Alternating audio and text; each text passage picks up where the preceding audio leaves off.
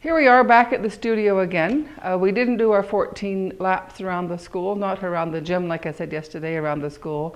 The word here is yet. I have every intention of getting that done today.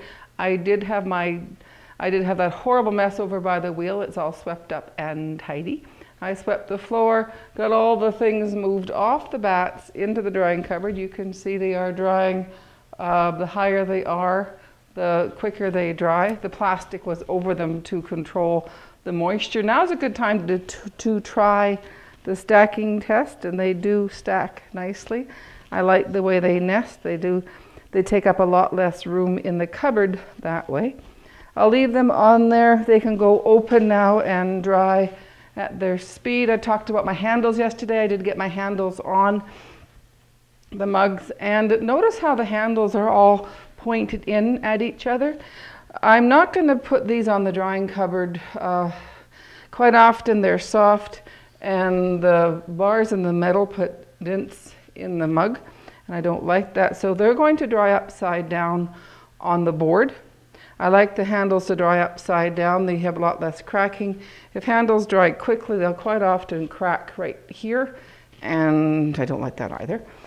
They will dry upside down. Their handles are into each other. It just kind of controls the moisture a bit. The handles are a lot less clay than the mug, so they will dry more quickly. And if they are dry and the mug body isn't dry, they have shrunk and the mug body hasn't shrunk, and they could crack. And we don't like that either. So anyway, so these are on here. I'll move them over to away.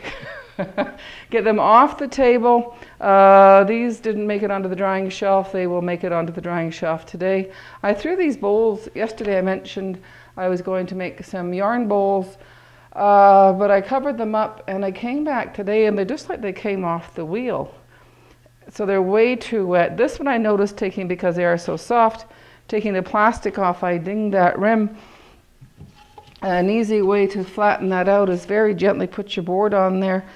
And I'm not going to let the whole weight of the bat go down, but I'm just going to coax it over very gently and just make that flat again.